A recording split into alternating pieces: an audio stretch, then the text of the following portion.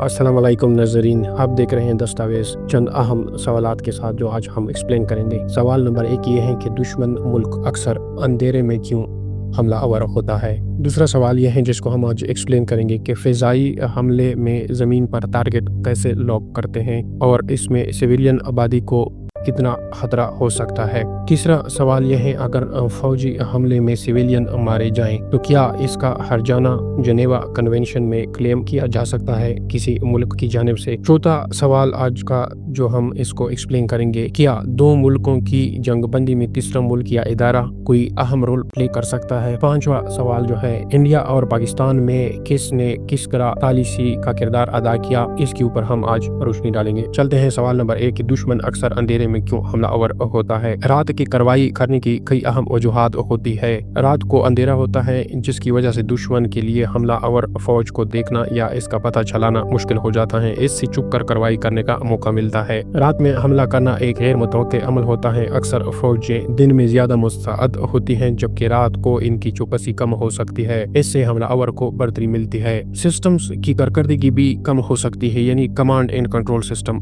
رات میں command and control, چونکہ رات کو عملہ کم ہوتا ہے اور رد عمل میں تاخیر ہو سکتی ہے جس کا فائدہ دشمن کو ہوتا ہے۔ فضائی نگرانی محدود ہو جاتی ہے۔ دن کے مقابلے میں رات کو ڈرون، سیٹلائٹ اور ریڈار کی کارکردگی یا مؤثریت بعض اوقات محدود ہوتی ہے، خاص طور پر اگر ٹیکنالوجی زیادہ جدید نہ ہو۔ اگر موسم خراب ہو، مثلاً بادل، بارش، دھند، تو رات میں کارروائی دشمن کے لیے مزید مشکل ہو جاتی ہے اور حملہ آور کے لیے یہ فائدہ مند ثابت ہو سکتا ہے۔ نفسیاتی دباؤ کی اگر بات کی جائے تو رات کے وقت حملہ دشمن کی نفسیات پر دباؤ ڈال سکتا ہے کیونکہ اچانک حملہ اور اندھیرا مل کر خوف و ہراس پیدا کر سکتے ہیں۔ اب آتے ہیں دوسرے سوال کی طرف کہ فضائی حملوں میں ٹارگٹ کو کیسے لاک کرتے ہیں؟ زمین پر موجود ہدف کو لاک کرنا ایک حساس اور پیچیدہ عمل ہوتا ہے اور اگر احتیاط نہ برتی جائے تو عام شہریوں کی جان کو خطرہ ہو سکتا ہے۔ زمین پر ہدف کو لاک کرنے کے اگر طریقے کی بات کی جائے تو جی پی ایس گائیڈڈ ٹارگیٹنگ ایک سسٹم ہے جو کہ جدید بم اور میزائل کوارڈینیٹس کے ذریعے مخصوص مقام پر گراتے ہیں۔ اسے اسمارٹ بمز یا پریسیشن مونیشنز بھی کہتے ہیں۔ لیزر ٹارگیٹنگ یعنی لیزر کے ذریعے نشاندہی کرنا، زمینی یا فضائی یونٹ ہدف پر لیزر شعاع ڈالتے ہیں۔ میزائل یا بم اس لیزرز کے اشارے کو فالو کرتے ہیں اور اسی پر جا گرتے ہیں۔ انفراریڈ تھرمل ٹارگیٹنگ، جس کو حرارت پر مبنی ٹارگٹ کہا جا سکتا ہے، اگر ہدف کسی قسم کی حرارت خارج کر رہا ہو جیسے ٹینک، گاڑی یا انسان تو اس کی تھرمل تصویر بنا کر نشانہ بنایا جا سکتا ہے۔ ویژول ٹارگیٹنگز ان ٹارگٹس کو کہتے ہیں جس کو آنکھ سے دیکھ کر نشاندہی کی جاتی ہے۔ پائلٹس یا ڈرون آپریٹرز بصری معلومات یعنی کیمرہ یا نائٹ ویژن کی مدد سے ہدف کو نشانہ کرتے ہیں۔ باہر کے اس میں سویلین کے نقصانات کا بہت زیادہ خدشہ بھی ہو سکتا ہے۔ ہدف کی غلط شناخت، اگر انٹیلیجنس یا تصویری معلومات غلط ہو تو اسکول، اسپتال یا گھر کو دہشت گردوں کا اڈا سمجھ کر نشانہ بنایا جا سکتا ہے۔ دہشت گردوں کا شہری علاقوں میں چھپنا، اکثر جنگجو اپنے آپ کو شہری آبادی میں چھپا لیتے ہیں تاکہ ان پر حملہ مشکل ہو جائے۔ کبھی کبھار گائیڈڈ بم غلط سمت میں جا گرتے ہیں جی پی ایس ایرر یا فنی خرابی کی وجہ سے۔ اصل ہدف کے ارد گرد موجود شہری گاڑیاں، عمارتیں بھی حملے کی لپیٹ میں آ سکتے ہیں۔ اب اس کے بارے میں اقوامی قوانین کیا کہتے ہیں؟ جنیوا کنونشن کے مطابق کسی بھی فوجی کارروائی میں شہریوں کو بچانا لازمی ہے۔ حملے سے پہلے ہدف کی درست شناخت، نقصان کا تخمینہ اور قانونی جواز فراہم کرنا بھی ضروری ہے۔ اب آتے ہیں اگلے سوال کی طرف، اگر فوجی حملے میں سویلین مارے جائیں تو کیا اس کا ہرجانہ جنیوا کنونشن کے تحت لیا جا سکتا ہے؟ اس کا جواب ہے ہاں۔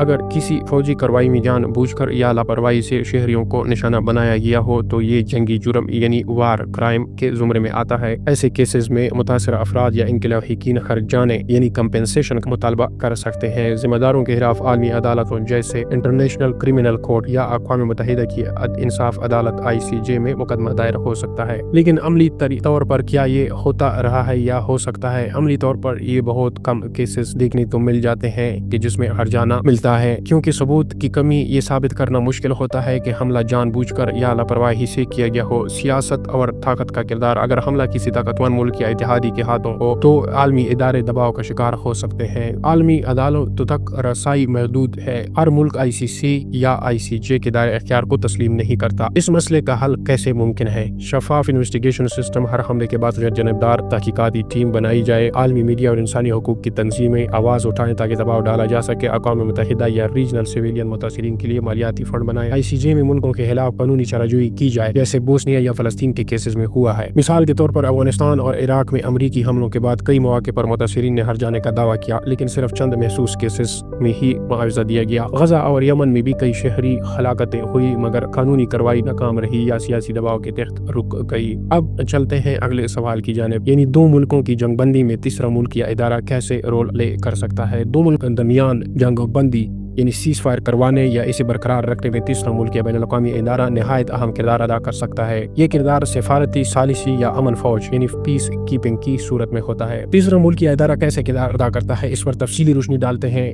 ثالثی، جسے میڈیشن یا آربیٹریشن کہتے ہیں، ایک غیر جانبدار ملک یا شخصیت دونوں فریقوں سے بات چیت کرواتی ہے، جیسے ناروے نے فلسطین اسرائیل اوسلو معاہدے میں کردار ادا کیا۔ ترکی اور قطر نے افغانستان میں طالبان اور امریکہ کے درمیان مذاکرات میں ثالثی کی۔ سفارتی دباؤ، ڈپلومیٹک پریشرز کے ذریعے بھی دباؤ ڈالی جاتی ہیں۔ بڑی طاقتیں جیسے امریکہ، چین اور روس جنگ رکوانے کے لیے دونوں فریقین پر سفارتی دباؤ ڈالتے ہیں۔ کئی بار معاشی پابندیوں یا اقوام متحدہ کی قراردادوں کے ذریعے جنگ بندی پر مجبور کیا جاتا ہے۔ پیس کیپنگ مانیٹرنگ، امن فوج کی نگرانی۔ اقوام متحدہ UN کے تحت امن فوج تعینات کی جاتی ہیں تاکہ جنگ بندی کی نگرانی کی جا سکے، دونوں فریقوں کے درمیان فاصلہ قائم رکھا جا سکے، مقامی آبادی کا تحفظ کیا جا سکے۔ مثال کو اگر ہم دیکھ لیں تو کشمیر میں United nation military observer group in India and Pakistan UNMOGIP line of control کی نگرانی کرتا ہے، اگرچہ یہ محدود سطح پر موجود ہے۔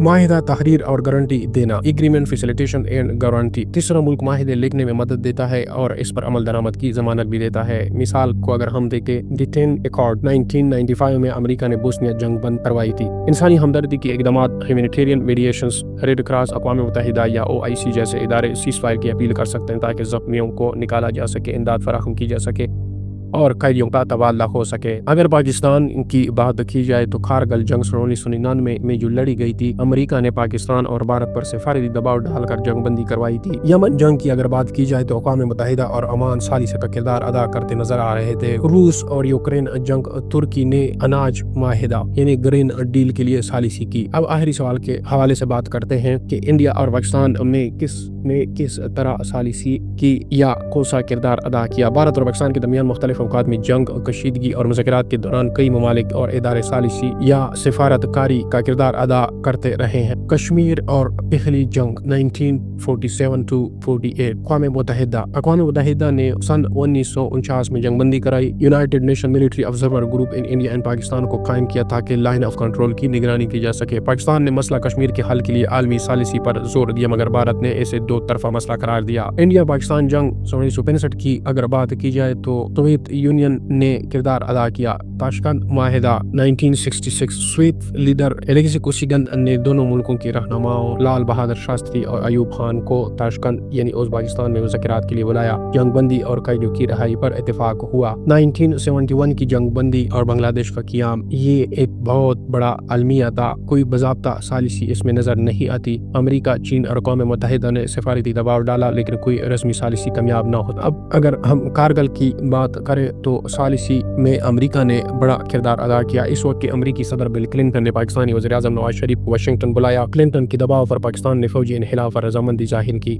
جس سے جنگ رک گئی۔ سرجیکل اسٹرائک اور پلوامہ حملہ 2016 سے 2019 کی بات اگر ہم کریں، ثالثی یا دباؤ، چین، سعودی عرب، متحدہ عرب امارات، USA۔ پلوامہ حملے اور بالاکوٹ حملے کے بعد حالات بہت کشیدہ ہوئے۔ UAE نے دعویٰ کیا کہ اس نے دونوں ممالک کے درمیان تناؤ کم کرنے میں کردار ادا کیا۔ امریکہ اور سعودی عرب نے بھی پس پردہ سفارتی دباؤ ڈالا تاکہ جنگ نہ ہو۔ بھارت کی پوزیشن، بھارت ہمیشہ مساوات کا ترازات پر دو طرفہ بات چیت پر زور دیتا ہے اور کسی تیسرے فریق کی ثالثی کو مسترد کرتا ہے۔ پاکستان کی پوزیشن، پاکستان نے ہمیشہ بین الاقوامی ثالثی کی حمایت کی ہے، خاص طور پر کشمیر پر۔ ناظرین، یہ وہ معلومات تھی جس کو آپ تک پہنچایا ہے، امید کرتے ہیں آپ کو پسند آئی ہوگی۔ ملتے ہیں اگلی ویڈیو میں، تب تک کے لیے اللہ حافظ۔